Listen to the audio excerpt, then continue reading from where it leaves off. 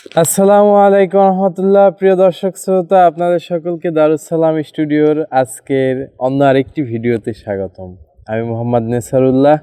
আজকে সুন্দর একটি পরিবেশে আপনাদের সম্মুখে এই ভিডিওটি উপস্থাপন করতেছি। এই স্থানটি হচ্ছে মালয়েশিয়ার ইন্টারন্যাশনাল ইসলামিক ইউনিভার্সিটি। প্রিয় দর্শক শ্রোতা, আজকের আমাদের ভিডিওর মূল বিষয়বস্তু হচ্ছে, আমরা যদি খুব কঠিনতর বিপদের সম্মুখীন হই, কোনো কুল কিনারাই না পাই যে আসলে আমরা কি করব, কোথায় যাব, কার কাছে হেল্প চাব, কিভাবে আমি এই কাজটি সামাল দিতে পারি, অথবা কোনো একটি মিথ্যা কেস, মিথ্যা মামলা বা কোনো একটি কঠিন বিপদ, কোনো একটি এমন একটি বিপদ যেটা অনাকাঙ্ক্ষিত, যেই বিপদটি আপনার সাথে হওয়ার কথা ছিল না, হঠাৎ হয়ে গেছে, এরকম কঠিন বিপদের সম্মুখীন হলে আমরা কি করব আমরা কিন্তু ভেবে চিনতে পাইনি। তখন কিন্তু আমরা অনেক ডিপ্রেশনে চলে যাই বলতে গেলে। প্রিয় দর্শক শ্রোতা, এমতো অবস্থা অবশ্যই এভাবে ডিপ্রেশনে যাওয়া যাবে না।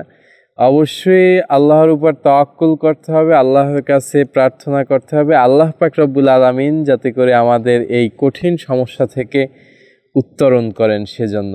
প্রিয় দর্শক শ্রোতা, আজকের আমি একটি কুরআনি আমল আপনাদের সম্মুখে নিয়ে এসেছি। যেই আমলখানা যদি সঠিকভাবে করতে পারেন তাহলে ইনশাআল্লাহ তাআলা কঠিন থেকে কঠিনতর যদি কোনো বিপদ আপনার সম্মুখে এসে হাজির হয়, তা থেকেও আল্লাহ চাইলে রেহাই দিতে পারেন ইনশাআল্লাহ।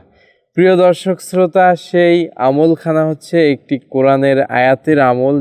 যেই আয়াতখানা 70,000 বার পাঠ করতে হবে।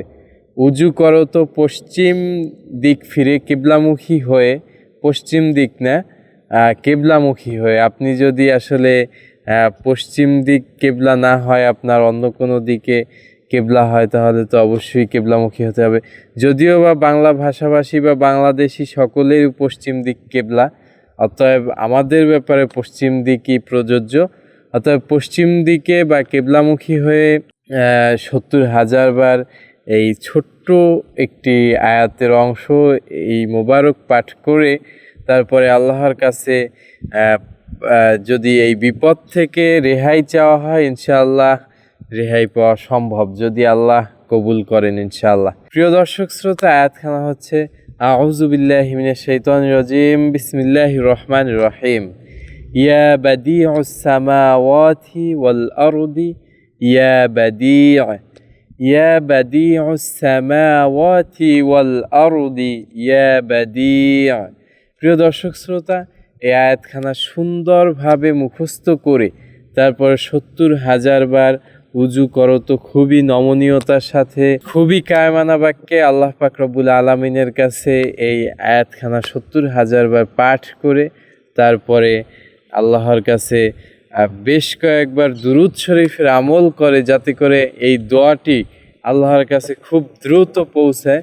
সেজন্য বেশ কয়েকবার দুরূদের আমল করে তারপর আল্লাহর কাছে চাইতে হবে যে আল্লাহ এই কঠিন বিপদ থেকে আমাকে হেফাজত করুন।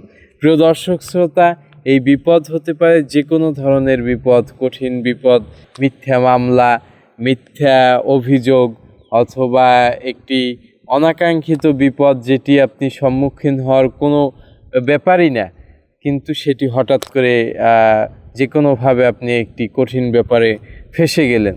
এরকম কিছু হলে আল্লাহ পাক রব্বুল আলামিনের কাছে এই আমলটি করে এই আয়াতখানা 70,000 বার পাঠ করে আল্লাহর কাছে যদি আপনি মাফ চান এবং এই কঠিন বিপদ থেকে উত্তরণের জন্য দোয়া করেন, ইনশাআল্লাহ আশা করি আপনার এই কঠিন বিপদ কেটে যেতে পারে। তো প্রিয় দর্শক শ্রোতা, আজকের ভিডিওটি এ পর্যন্তই। আমাদের দর্শকদের মধ্য থেকে যদি আসলেই এরকম কোনো বিপদের সম্মুখীন হয়ে থাকেন, আমি দোয়া করি আল্লাহ পাক রব্বুল আলামিন আপনার এই কঠিন বিপদ থেকে আপনাকে হেফাজত করুন। সকলকে ধন্যবাদ। আসসালামু আলাইকুম ওয়া রাহমাতুল্লাহ।